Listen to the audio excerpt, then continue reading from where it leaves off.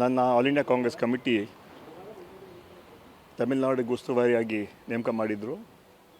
ಆ ವಿಚಾರವಾಗಿ ಒಂದು ರಿಪೋರ್ಟ್ ಸಬ್ಮಿಟ್ ಮಾಡಲಿಕ್ಕೆ ಡೆಲ್ಲಿಗೆ ಬಂದಿದೆ. ಅದ್ರ ಮೂಲಕ ನಮ್ಮ ಪಕ್ಷ ಸಂಘಟನೆಗೆ ಹೆಚ್ಚು ಒತ್ತು ಕೊಡುವಂಥ ಕೆಲಸ. ಎರಡನೇದಾಗಿ ಏನು BJPಯವರು ಹೇಳಿಕೆ ಕೊಡ್ತಾಯಿದ್ರು, ಅದಾಗ್ಬಿಡುತ್ತೆ ಇದಾಗ್ಬಿಡುತ್ತೆ ಸರ್ಕಾರ ಬಿದ್ದೋಗ್ಬಿಡುತ್ತೆ ಅಂತ.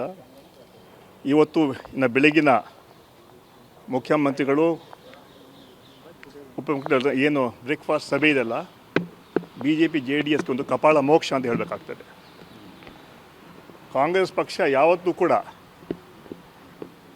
ವಿಚಾರಗಳ ಬೇರೆ ಬೇರೆ ಇರ್ಬೋದು, ಸಣ್ಣ ಪುಟ್ಟ ಭಿನ್ನಾಭಿಪ್ರಾಯ ಇರ್ಬೋದು, ಆದರೆ ಒಟ್ಟಾಗಿ ಬಂದು ಇವತ್ತು ಮುಖ್ಯಮಂತ್ರಿಗಳು ಮತ್ತು ಡೆಪ್ಟಿ CM PCC ಅಧ್ಯಕ್ಷ ಶಿವಕುಮಾರ್ ಅವರು ಇವತ್ತು ಪತ್ರಿಕಾ ಹೇಳಿಕೆ ಮೂಲಕ ಒಂದು ಸಂದೇಶ ಕೊಟ್ಟಿದ್ದಾರೆ. ಯಾವ ಪತ್ರಿಕೆ ನೋಡಿದ್ರೆ, ಯಾವ TV ಚಾನಲ್ ನೋಡಿದ್ರೆ ಅದಾಗ್ಬಿಡುತ್ತೆ, ಸರ್ಕಾರ ಬಿದ್ದೋಗ್ಬಿಡುತ್ತೆ, ಪಾರ್ಟಿ ಬಿಡೋಕ್ಕಾಗತ್ತೆ ಅಂತ ಅದಕ್ಕೆಲ್ಲ ತಕ್ಕ ಉತ್ತರ ಇವತ್ತು ಬೆಳಿಗ್ಗೆ ಬ್ರೇಕ್ಫಾಸ್ಟ್ಗೆ ಅದಂತರ ಪತ್ರಿಕಾಗೋಷ್ಠಿಯಲ್ಲಿ ಈಗಾಗಲೇ ಹೇಳಿದ್ದಾರೆ. ಕಾಂಗ್ರೆಸ್ ಪಕ್ಷ ಯಾವತ್ತೂ ಕೂಡ ಬೇರೆ ಆಗೋ ಸಾಧ್ಯನೇ ಇಲ್ಲ.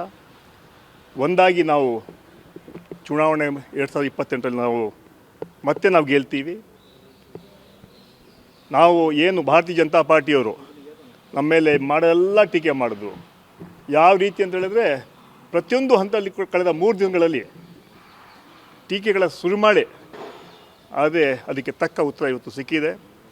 ಇನ್ನೇನಾದರೂ ಬೇಕಾದರೆ ಅವರು 8ನೇ ತಾರೀಕು ವಿಧಾನಮಂಡಲ ಬೆಳಗಾಮಲ್ಲಿ ಇರುತ್ತೆ, ವಿಧಾನ ಪರಿಷತ್ತು. ಅವರ ಎಲ್ಲ ಪ್ರಶ್ನೆಗಳಿಗೆ ನಮ್ಮ ಹತ್ರ ಉತ್ತರ ಇದೆ. ಅವ್ರಿಗೆ ಅವರ ಅಭಿವೃದ್ಧಿ ಏನೆಲ್ಲ ನಾವು ಮಾಡಿದ್ದೀವಿ, ಗ್ಯಾರಂಟಿಗಳ ಹೇರಿಕೆಯಲ್ಲಿ ಅನುಷ್ಠಾನ ತಂದಿದ್ದೀವಿ, ಎಲ್ಲ ನಾವು ದಾಖಲೆಗಳ ಮೂಲಕ ಕೊಡ್ತೀವಿ. ಅದೇ ರೀತಿ ಅಲ್ಲೂ ಕೂಡ ಹೇಳ್ತೀವಿ ಕೇಂದ್ರ BJP ಸರ್ಕಾರದ ವೈಫಲ್ಯತೆಗಳು.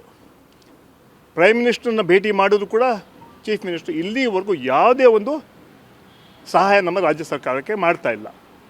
ಅವ್ರನ್ನ ಮುಂದಿನ ಬೆಳಗಾಂ ಅಧಿವೇಶನದಲ್ಲಿ BJPಯವ್ರನ್ನ ಬೆತ್ತಲ ಮಾಡೋಂಥ ಕೆಲಸ ನಾವು ಮಾಡ್ತೀವಿ. ಇವು ತಿಳ್ಕೊಬಾರ್ದು ನಾವು ಸುಮ್ಮನೆ ಇರ್ತೀವಿ ಅಂತ.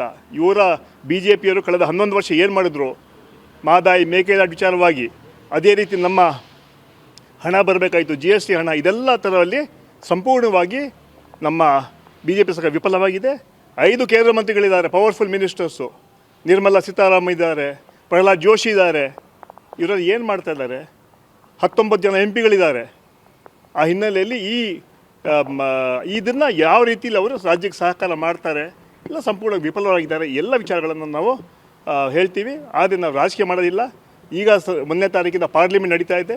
ಪಾರ್ಲಿಮೆಂಟಲ್ಲಿ ಕೂಡ ನಾವು ಅವ್ರದ್ದು ಹೇಳ್ಕೊಳ್ತೀವಿ, ನೀವು ರಾಜಕೀಯ ಬಿಡಿ, ಮೊಸಲ್ಲಿ ಕಲ್ಲು ಹುಡ್ಕೊಂಥ ಕೆಲಸ ಮಾಡೋಕ್ಕೆ ಹೋಗಬೇಡಿ. ರಾಜ್ಯದ ಅಭಿವೃದ್ಧಿಗೆ ನೀವು ನಮಗೆ ಸಂಪೂರ್ಣ ರಾಜ್ಯ ಸರ್ಕಾರಕ್ಕೆ, ನಿಮ್ಮ ಸರ್ಕಾರಕ್ಕೆ, ನೀವು ನಮ್ಮ ರಾಜ್ಯ ಕಾಂಗ್ರೆಸ್ ಸರ್ಕಾರಕ್ಕೆ ನೀವು ಬೆಂಬಲ ಕೊಡಬೇಕು. ನಮಗೆಲ್ಲ ಏನೆಲ್ಲ ನಮಗೆ ಸಿಗಬೇಕು ರಾಜ್ಯ ಸರ್ಕಾರಕ್ಕೆ ಎಲ್ಲ ಕೊಡಿಸೋದ್ರಲ್ಲಿ ಹೋರಾಟ ಮಾಡಬೇಕು. ಯಾವ ಕಾರಣಕ್ಕೂ ಕೂಡ ಹಿಂದೆ ಬೀಳಬಾರ್ದು ಅಂತ ನಮ್ಮ ಮೂಲಕ ಒತ್ತಾಯ ಮಾಡ್ತಾರೆ.